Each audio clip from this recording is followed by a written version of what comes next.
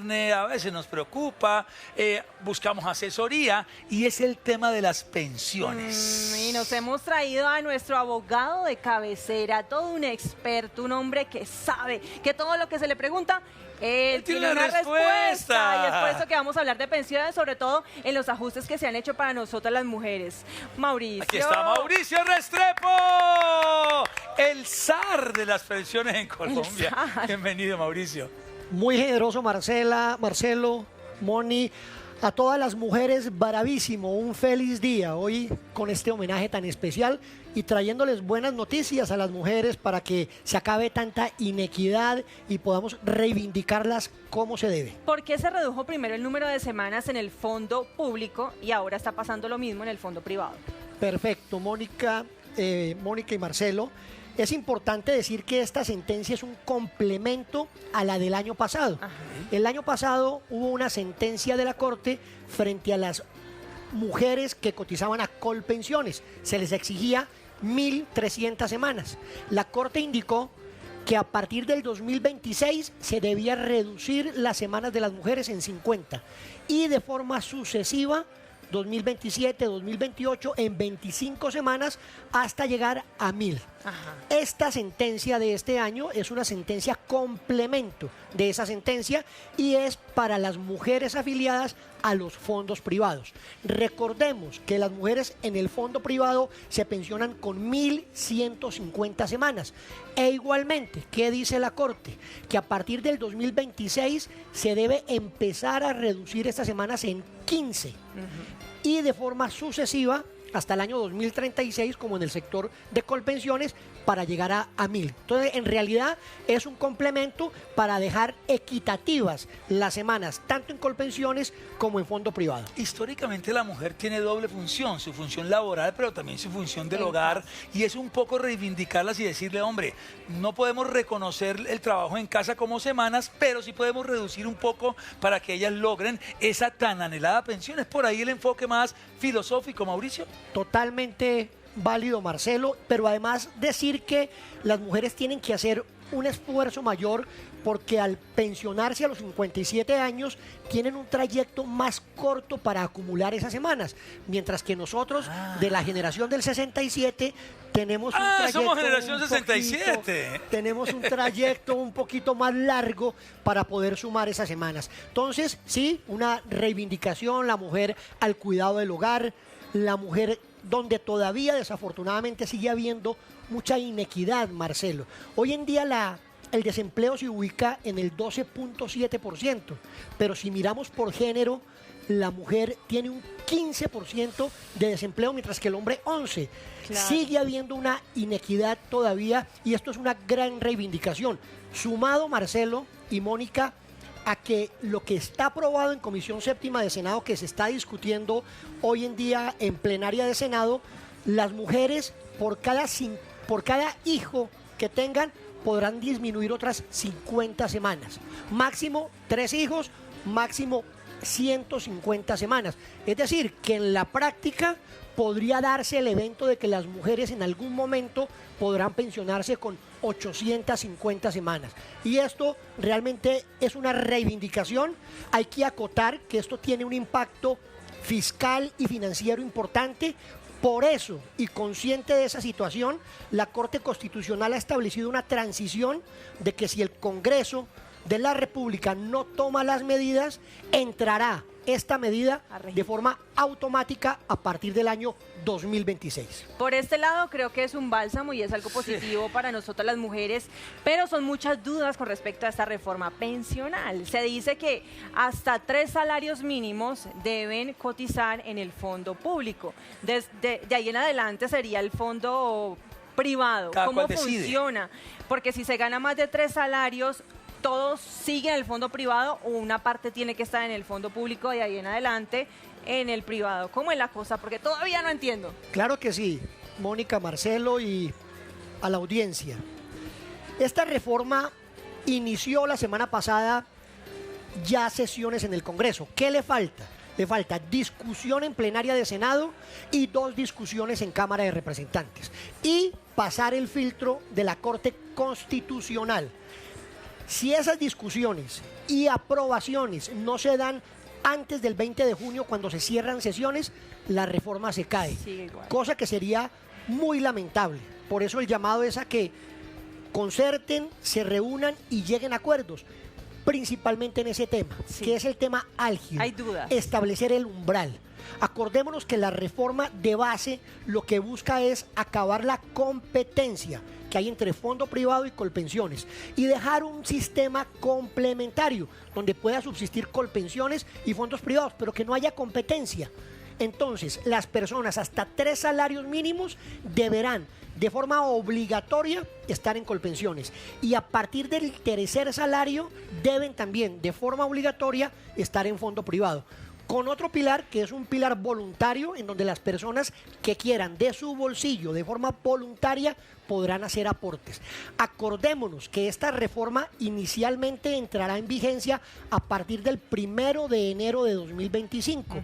Implica que va a haber un régimen de transición que indica que mujeres con 750 semanas, 15 años, u hombres con 900 semanas, más o menos 18 años de trabajo, al momento de entrar en vigencia la reforma pensional, quedarán blindados. Esto quiere decir que conservarán los beneficios, condiciones y prerrogativas de su régimen actual. Entonces va a haber una transición que es una transición bastante larga.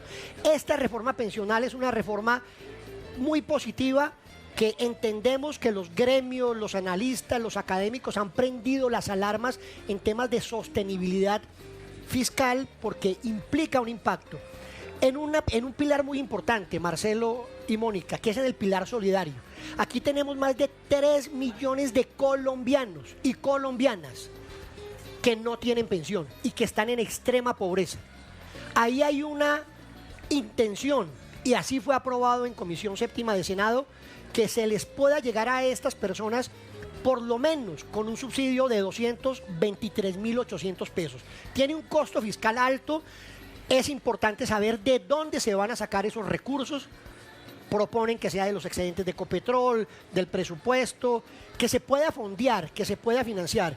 Entonces, el llamado es a que haya una reforma pensional, sí, pero no así, y que los distintos actores se puedan sentar y concerten lo mejor para el país, porque en realidad necesitamos una reforma y una reforma inclusiva. Mauricio, en estos días estaba escuchando precisamente la emisora que estaban hablando acerca de este punto especial de los mayores de 80 años que todavía no estén pensionados y los 220 y pico mil de pesos que les van a dar. Estaban llamando a que se inscribieran los abuelitos, que los llevaran los hijos o a alguna persona que los pudiera ayudar. ¿Ya está funcionando? ¿Desde ya pueden reclamar o cómo va a ser todo el proceso? Mónica, válido, y preguntan, ¿será que el gobierno podrá por decreto hacer la reforma? No, no es posible hacer la reforma por decreto. ¿Y entonces por qué están llamando a inscripciones? Lo que pasa es que hay programas como Colombia Mayor y los BEPS que hoy funcionan. Los BEPS, que son unos beneficios periódicos que se le dan a personas que no cotizaron o que cotizaron muy poco. A estas personas, que son 47.000 personas, Colpensiones les está otorgando un subsidio en promedio de 223.000 pesos, en donde ellos hacen un aporte y el gobierno hace otro aporte. Ese programa ya existe, pero es un programa mínimo, o sea, 47.000 personas en un panorama solamente de adultos mayores de 2,5, incluyendo las comunidades afro e indígenas. Es muy poco. Hay una voluntad, y hemos escuchado al señor presidente manifestar esa decisión de por lo menos a los mayores de 80 años, y él ha dicho una frase diciendo es que no hay plata para todos, porque obviamente él quisiera que a todos los mayores de 65 años en extrema pobreza, que son muchísimos, se les pudiera dar un beneficio por lo menos parcial o un subsidio de esta clase. Él ya anunció, debemos estar a la espera de que eso se haga por un decreto, deberá sacar un decreto y una reglamentación, y ya muy seguramente Colpensiones, a través de sus diferentes canales, que será, digamos, la entidad encargada del tema, de indicarle a la ciudadanía y a estos adultos mayores cuáles serán los requisitos y las condiciones. Si yo gano más de 3 salarios mínimos, ¿yo puedo decidir a dónde aportar mi pensión? ¿Toda la pensión o debe ir una No, parte señora, al acordémonos público? que la reforma va encaminada a acabar la competencia. Ya no se podrá elegir de forma voluntaria como existe en este momento si me quedo en fondo privado o si me quedo en fondo público administrado por Colpensiones. No, hay unos pilares y hay un umbral. Todos los colombianos, que son el 85% de colombianos que devenguen menos de 3 salarios mínimos, deberán de forma obligatoria estar en Colpensiones.